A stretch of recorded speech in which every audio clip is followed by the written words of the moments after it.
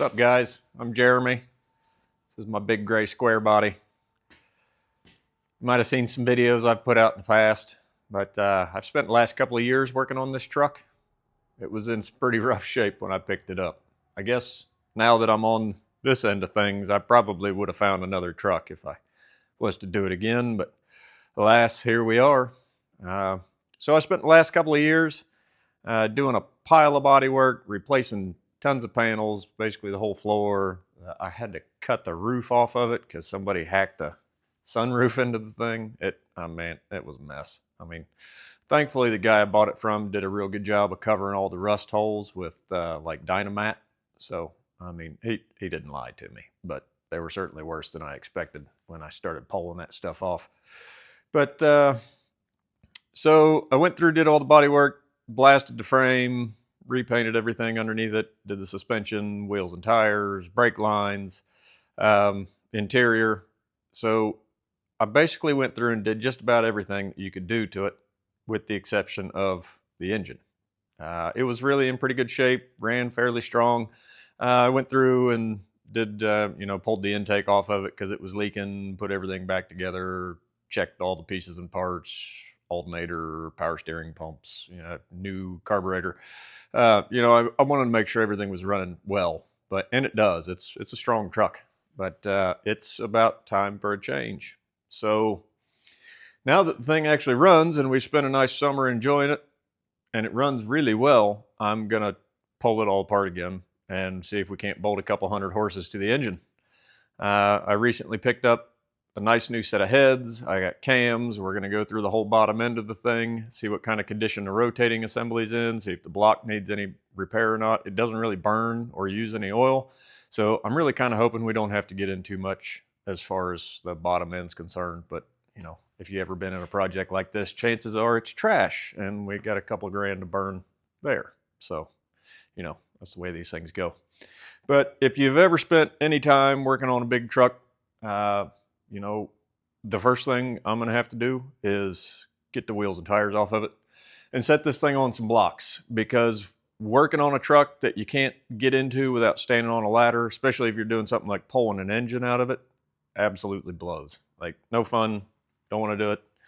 You might be more of a man than I am and willing to do that yourself. But, hey, I'm 42 years young and my back ain't getting any younger. So I'm going to take a couple minutes here, get the trusty old Harbor Freight jack out, and we're going to pull the wheels and tires off this thing, set it on some blocks, and see if we can't get it down to a spot where it's a little easier to get into it. So I'll probably go ahead and put a lot of this on the old fast forward so you guys don't have to sit here and watch me do something silly like remove wheels and tires. But hey, for the old YouTube, I might as well show you guys that it's actually me doing it, and I don't have a team of mechanics that come in and do all the hard work. It really is me making this enormous mess in my garage, and not a pile of stand-ins. So one of the best parts of having a big monster truck is these enormous tires. They're pretty sweet. I like them. I like the way they hum and carry on, make a bunch of noise as we're headed down the road. There's something about the old lady that lives around the corner that seems to think that I'm driving too fast, even if, I'm hardly rolling at all. I'd like to think that's probably because I'm driving a huge truck and I'm super manly and, But I think it's probably because the tires hum, even if you're doing like 10 miles an hour. So I've just now realized I'm not prepared for this. So I need to dig up a couple tools and we'll be back in a minute.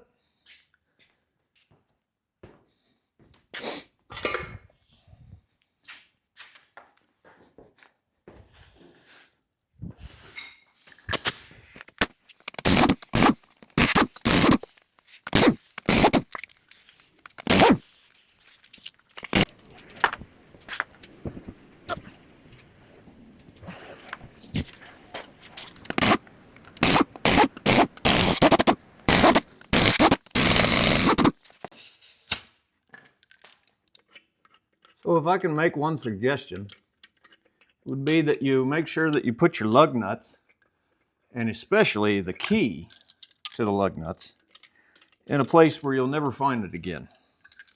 I mean, I think I just spent 20 minutes looking for the fancy socket that came with these things.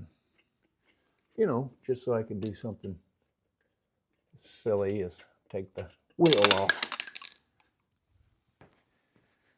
You know, be sure you put them somewhere where you be sure to find them next time. And most of us know how that goes.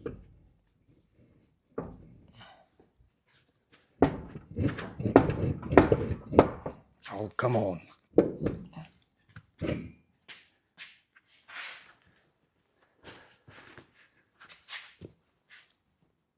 Stay.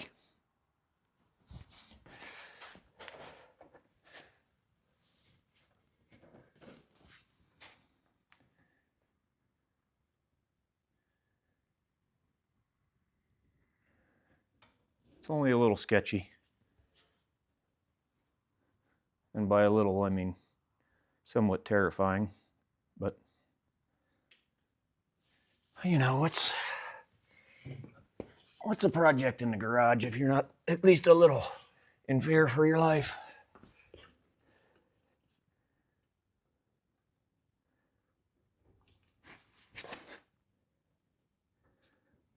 Thankfully, it can't fall any further than the floor.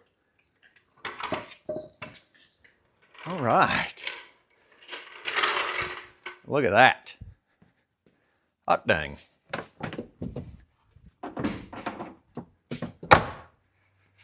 That's sure to make our lives a little easier. Oh, perfect. All right, I'm gonna take a minute and get the back end so she's sitting down, and then we'll be back.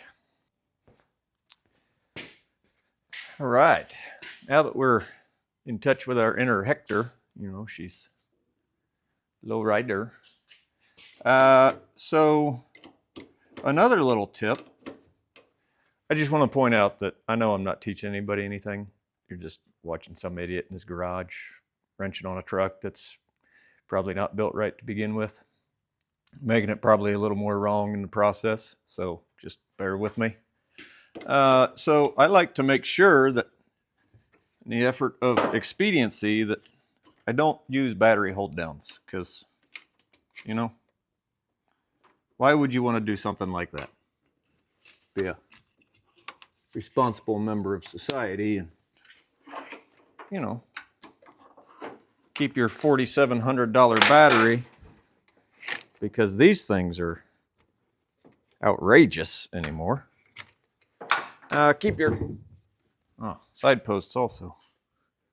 You'd think I'd know that since I was the one, you know, put it together. Get the right tool. Fits everything.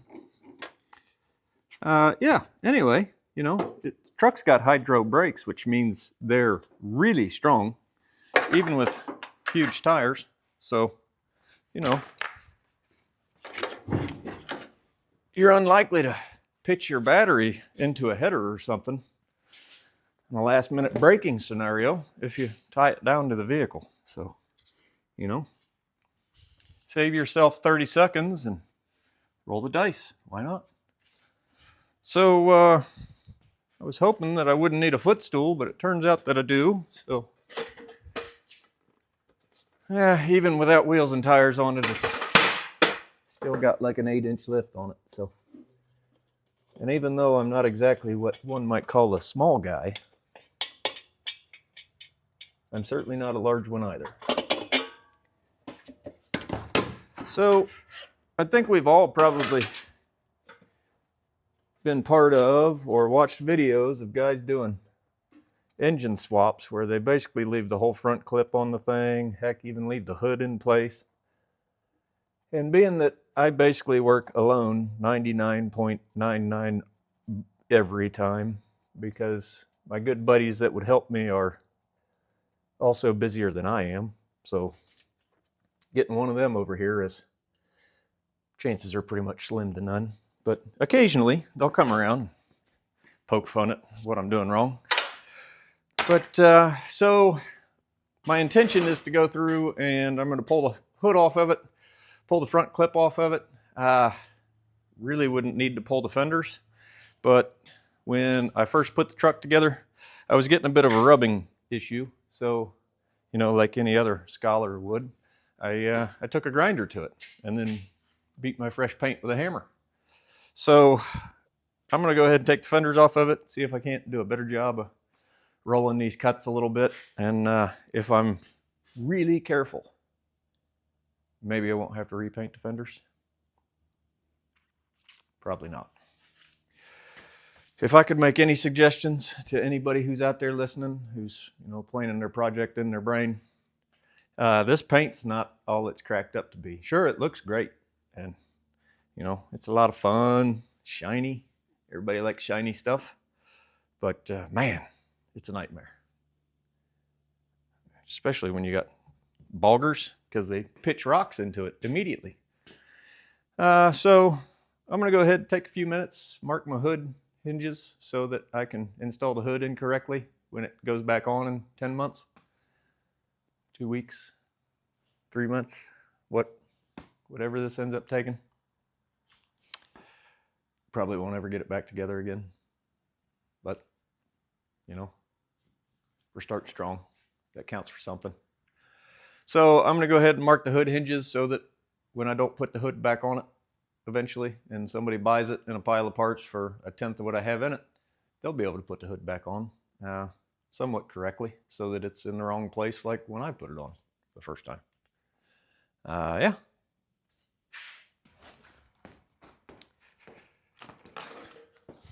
So go ahead and pull the lower radiator hose and spill antifreeze all over my floor and probably accidentally get a little of it in that bucket so that I can reuse it later. I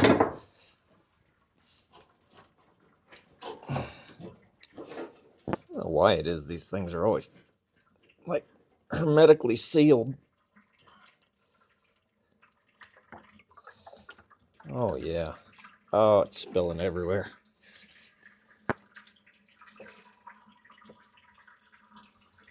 Well, basically my options are to drain it reasonably quickly and spill it absolutely everywhere, or let it drain somewhat slowly and spill it absolutely everywhere. You know, a guy would use the petcock on the radiator here, but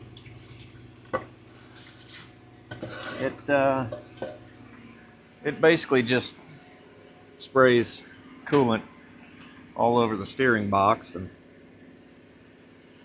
we basically get the same thing that we've got with the lower radiator hose over here, so it's kind of a lose-lose gig no matter how we go about it.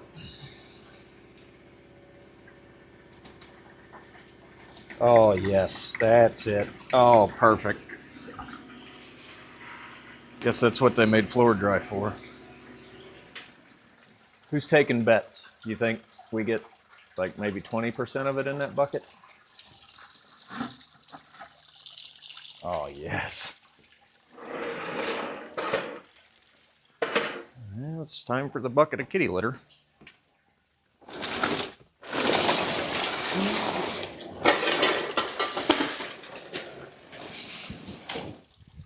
Probably sounds like I'm tearing the garage to pieces, because I pretty much am.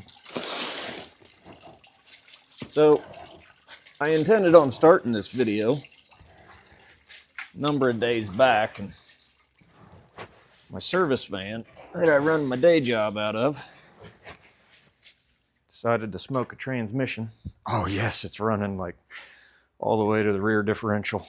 We're doing great. Smoked a transmission.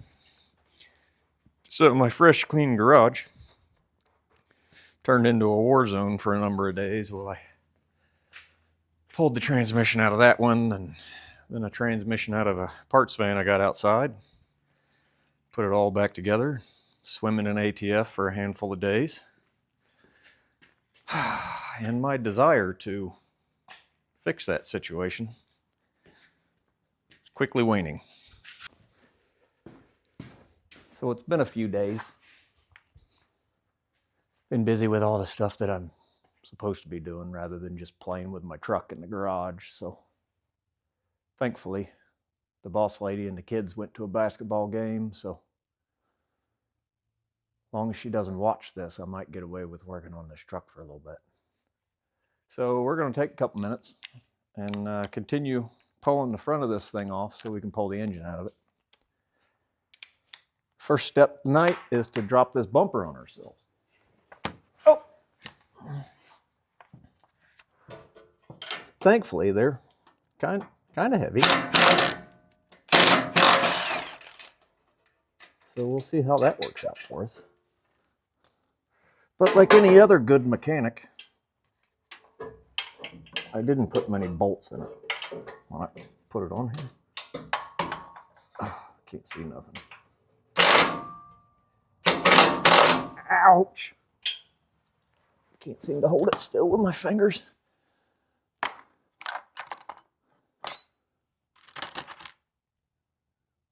Hey, another hot tip for you. If you're an absolute disaster like me,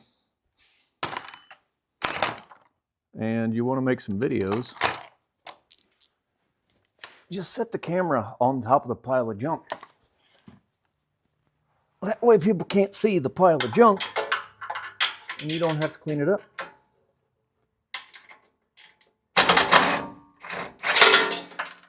It's that whole modern solutions for modern problems thing.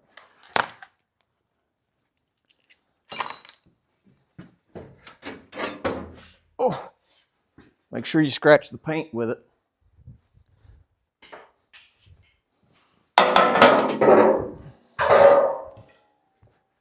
I got a fresh one we'll put back on when the time comes. But that's not going to be for a while yet. She's a 1/2 inch. And we've got the 9/16. See, this is the part where being highly disorganized kind of works against us. Thankfully, video editor's got a fast forward button. So after giving it some thought, I decided that I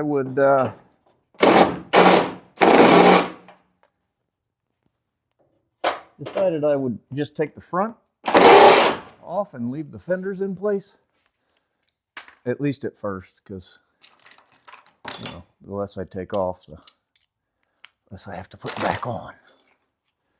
Also got a couple of trucks out in the side yard I need to bring in and get ready before fair time this year.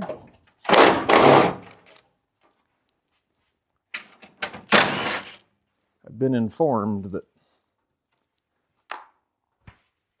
diesel truck needs to be pulling a stock trailer to the fair this year because this one's too loud. I don't disagree. She's absolutely right. And frankly, without her kicking me in the ass from time to time, I probably wouldn't get much done. So I do a lot of my best work under pressure.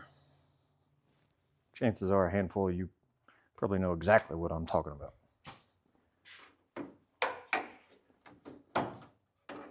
I think I was ADD before they knew what ADD was. Can't even get halfway through one project before I'm blinded by another and I start heading in that direction. So I was kind of hoping I could put this together about a year-ish ago in a hurry. So my favorite little person, who's probably one of the very few people that watches any of these videos,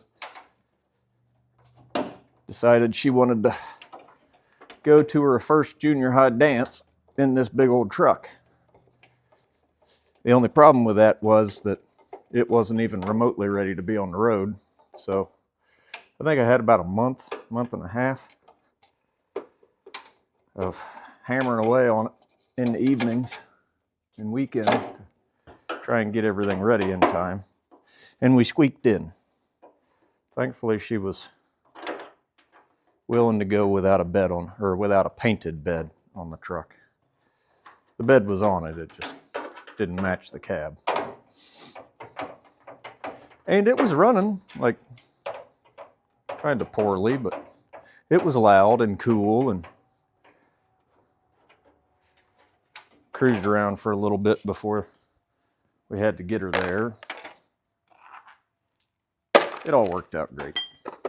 She's a pretty good sport. Just like her mom.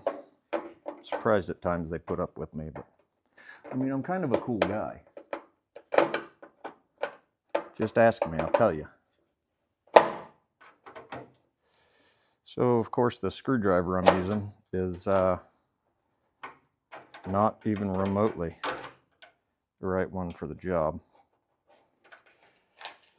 But it's the one I'm going to use because it's the one that's in my hand. And I don't know why you would go in search of another screwdriver that's 12 steps away when you can just fight through the one you got in your hand that's not really working.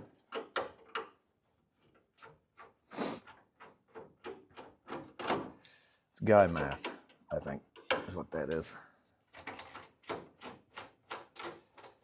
So if I'm remembering correctly, by getting these bezels off of here, I should be able to get to all the bolts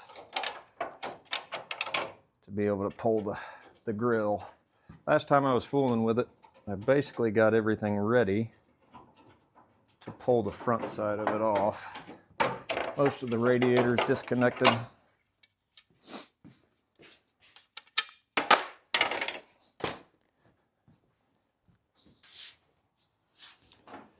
So when I put the truck together, I did a really good job of routing all these wires, and zip ties, and grounds, which is of course the way a guy wants to do it.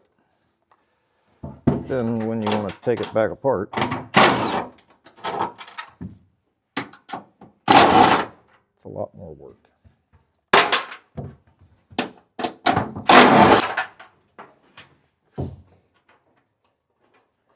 You know, I've done quite a bit of work on newer vehicles as well as just old stuff. And I'll tell you what, steel and bolts compared to plastic and those stupid little, basically use them one-time expansion pins. No wonder these things last 3 times as long. They're actually made out of real stuff. What are we doing? I don't know. Missing some bolts.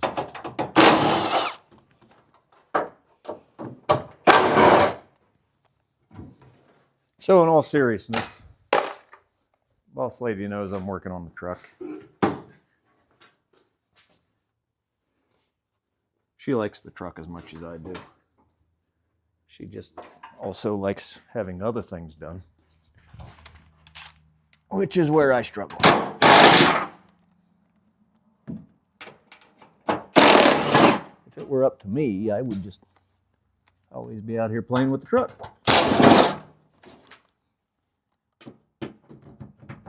Oh, 9/16.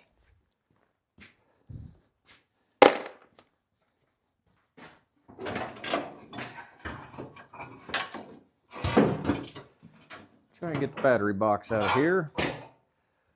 So when I went through and built all this stuff, I blasted and painted, blasted. Looks like I'm going to have to do it again.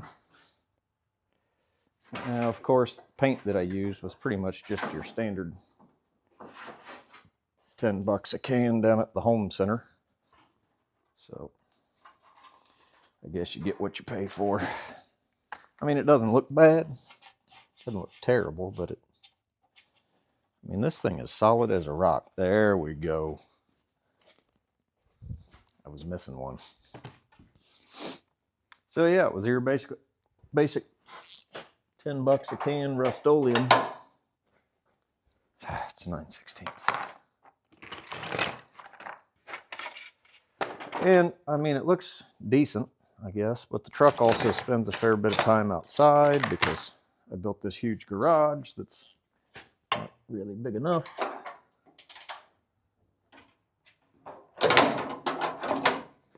You know, as you do.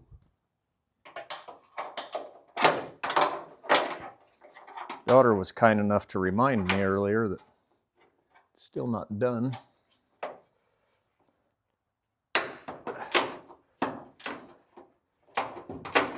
Which is absolutely the case. But what really is done? Are you ever done? Or is it just in a series of stages of incomplete? Progress has been made. So I got a question for you. This truck, so the transmission started slipping when the truck is cold, as soon as the weather got cold. And if you let the truck warm up, it seems to shift fine. It pulls without any issue. And I can't say that I've ever really experienced that.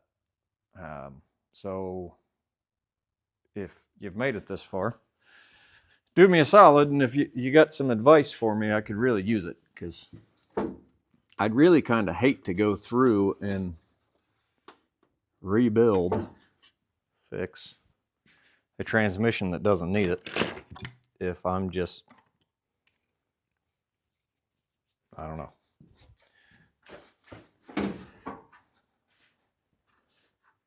I could certainly use a little bit of guidance there from folks wiser than me. If you've ever wondered what a 47-foot long flathead screwdriver is good for, apparently it's good for this.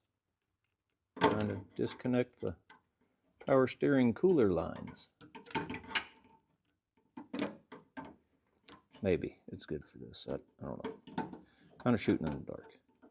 Seems to be working. At least every other time I turn the clamp, it's moving. Come on.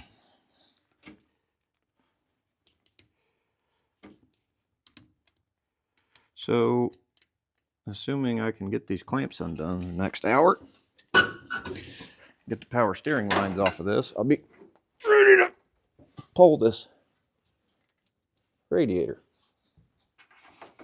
Jiminy Christmas. I mean, the clamp is loose, for God's sakes. Why is the line not coming off?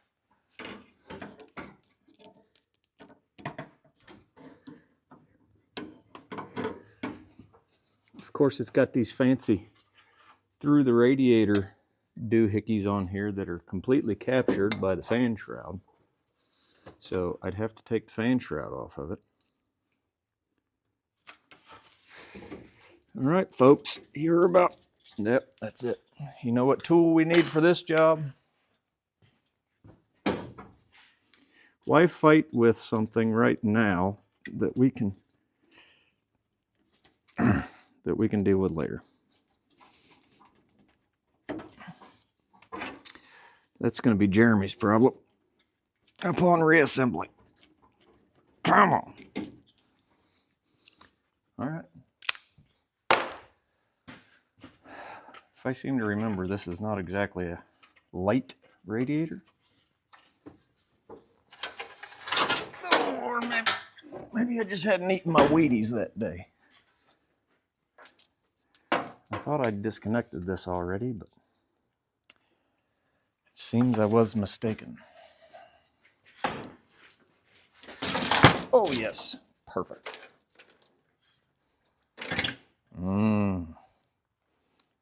Tasty.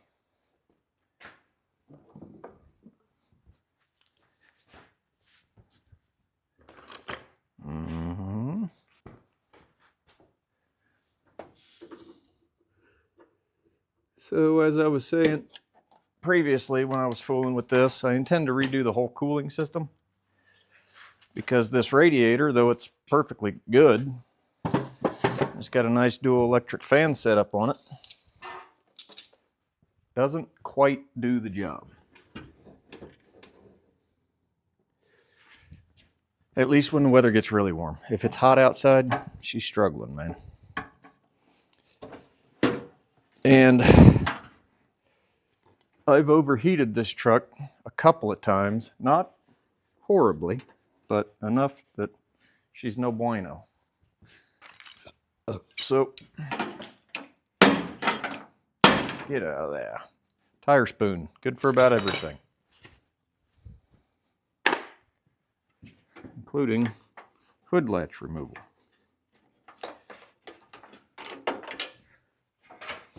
Bought those from Harbor Freight. Pretty sure they're made out of butter. But I was able to remove one of these bulgers in the driveway with a copious amount of profanity.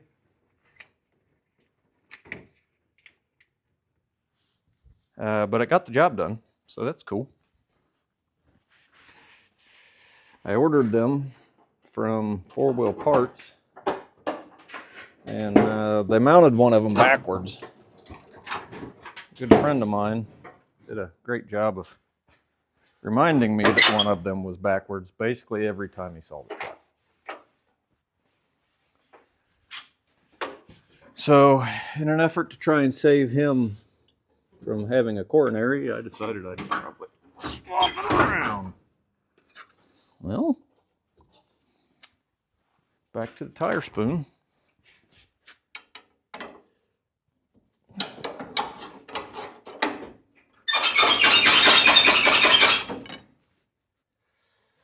Nice. So one of the body mounts wants to come out without any trouble, and the other one's fighting me. Back to plan C. Okay, so things have happened. You'd probably be surprised to find that it really helps if you get all the bolts out of everything. For those of you who are still spending $150 for Chinese plastic injection molded body lifts, you really need to go the way of the Canadians and get you some hockey pucks, eh? It's cheap, man. Few bucks. Works great. So at this point, I'm gonna run around and continue clipping the $5,000 worth of zip ties that I put on this thing. Man, look at all this wire looming, and whoever put this together was super cool.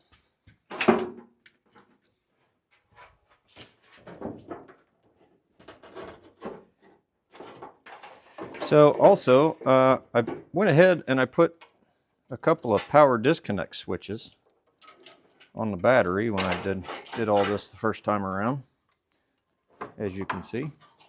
And I'm pretty happy with being able to shut the power down to the truck, of course. Kind of nice feeling like it's not going to burn to the ground overnight, especially not in your half-finished garage. So these are definitely nice, but they don't seem to do so well with the elements. Maybe if I got the right tool, that would work out better for me. So I'm thinking, one of them's got to fit, right? For God's sakes. 17 millimeter. Of course it is. So I think I'm going to relocate these in under the dash, but bring the neutral in, or the negative wire in, so that I'm not dragging a bunch of power inside the cab.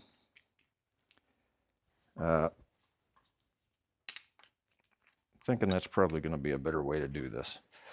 Because as much as I love my big truck, getting in and out of it is not exactly an easy thing to do. I've ripped the crotch out of nearly every pair of jeans I have. I mean, from the looks of me, it's probably pretty easy to tell that I'm hard on gear already. But, you know, there's a difference between a hole in your knee and maybe a couple paint stains or a grease blob on your pants and a huge hole in the crotch when you're out at a family function or trying to convince people around town that you're not a total weirdo.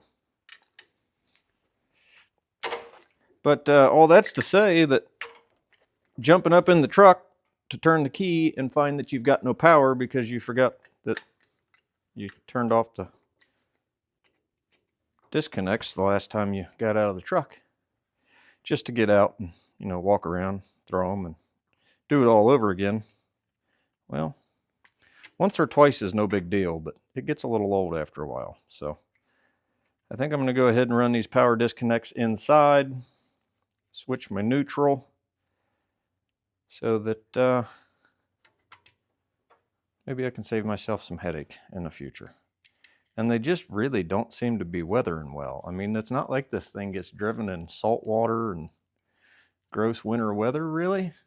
It just, you know, pretty standard outdoor stuff. And they're looking pretty rough already. So, not a big fan about that.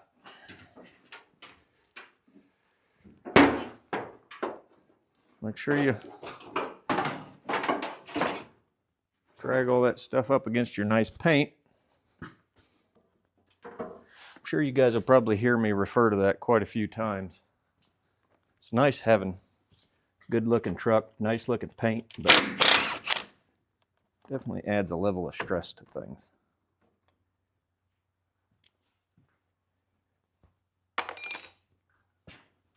I can't say I'm exactly easy on things. So here I'm just going through and disconnecting a pile of ground wires that I put on this thing. I had a Dodge truck once, and we thought the transmission went out in it. You know, it was like 08, 09, something like that. And a ton of computers and a bunch of stuff I don't understand. So anyhow, I took it to a transmission shop. They had it for weeks. Rebuilt the transmission, no change. All kinds of trouble. Well, it came down to a bad ground wire. So, of course, I'm thousands of dollars into a trainee replacement. All over a bad ground wire. So I learned a pretty valuable lesson. Just ground everything. Like chassis to the body to the chassis, the engine to the chassis, the engine to the battery. I mean, just all of it. Ground wires are cheap. And, I mean, correct me if I'm wrong, but I don't think you can overground something. So,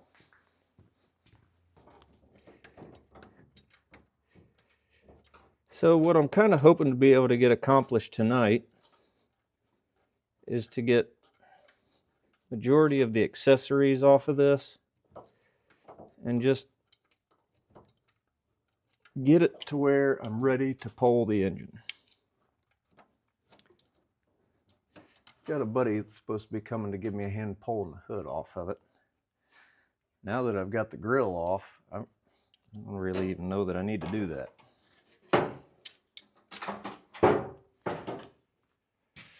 So I guess we'll see. Seems like not having a hood to work around would make life a little easier.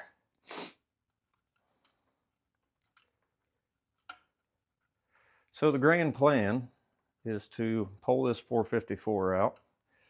As I've said before, it's a healthy engine. It runs pretty good. But I've got a nice set of heads to put on it. Got a new cam to put in it. When I go through the rotating assembly, a couple of the cylinders seem to have a little oil on the plug. So I don't know if it was just kind of a fluke, or, you know, it's hard to say exactly what was going on when I noticed that, whether it was actually from the combustion chamber or not. Man, this dude is on here. But I would like to go ahead and get a sense of what kind of shape the rings are in. So the engine was supposed to have been fairly freshly built, you know, maybe 20,000 miles, something like that, when I bought the truck.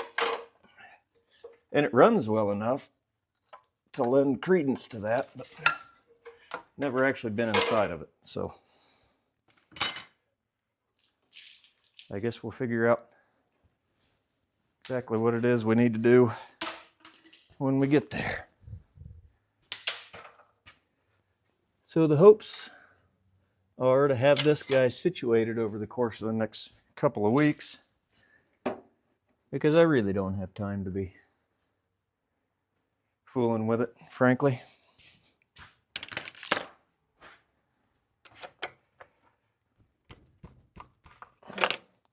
But I'm sure a lot of you guys know how it is. I'd probably rather pull this truck apart 5 times than do all the stuff I'm supposed to be doing.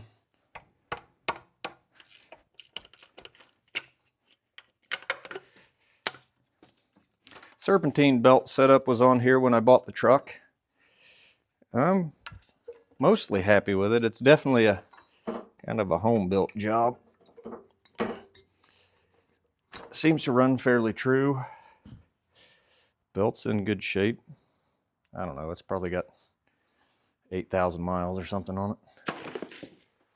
So, not too shabby. But I will go through, clean it all up again. You can see a bunch of the stuff that I previously went through, and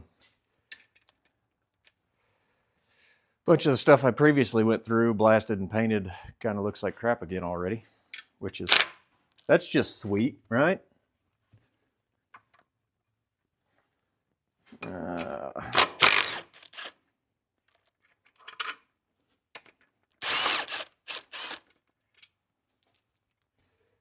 need a 1/2 inch.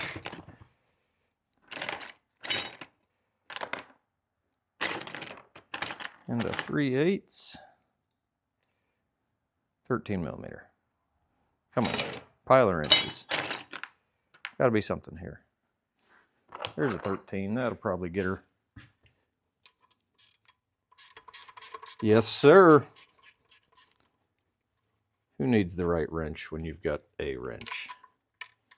And of course, that's 10 millimeter.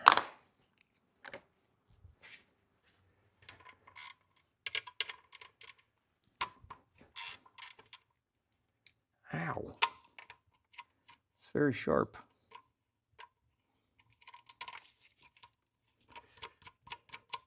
So we just about got the alternator out of here. Take a couple more minutes. Keep pulling accessories off this thing.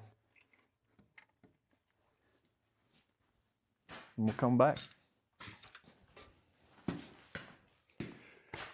We got updates. Managed to tear the entire top off of one of my knuckles, but the front of the engine's missing. Got all the accessory drives off. I'm currently working on tearing my carburetor gasket. Kind of a hot tip that I picked up from a guy on YouTube, Thunderhead 289, Luke. He suggests that you put a little bit of grease, bearing grease, on your gaskets. The gasket basically soaks it up, like your skin with gasoline, and makes it so that they come off pretty easy. And he's right. Works freaking awesome.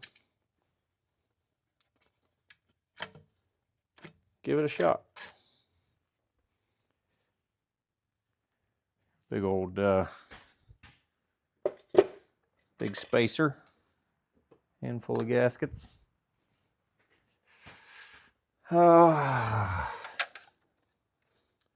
So I don't know, it's probably been 20 minutes.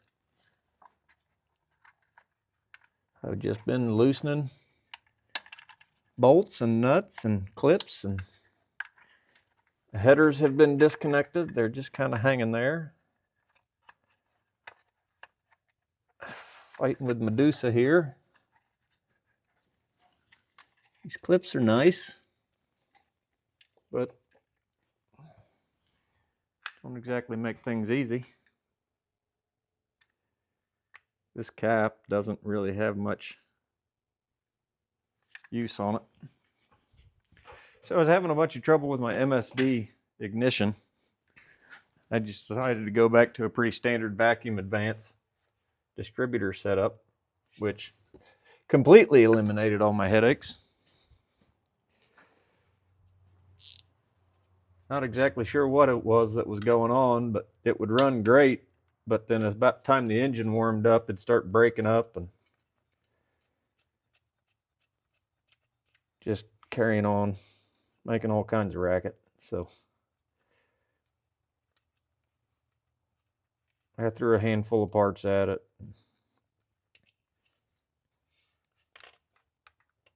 Probably a module was my guess, but it seems like, along with most everything else anymore, kind of a crapshoot when you're buying a module, whether or not you're going to get something decent or a problem in a box. So I decided to just try my luck with an all new distributor and just take her back to something fairly simple. And it worked. So I guess in the end it was a good decision. Well, I'm getting awfully close to being ready to pull the engine. I really just got to finish cleaning up a few bits and pieces and disconnect the transmission and the motor mounts. Clean up my mess so that I can wheel the engine crane around. Not too shabby. Only been a couple hours. So I guess I'm going to shut her down for tonight, get back on a couple of the boss's projects, and hopefully I can come back out here tomorrow and we'll get this engine pulled out of here. Then the fun part of figuring out what's going on the inside of this thing. So I'm going to go ahead and document everything as I take it apart.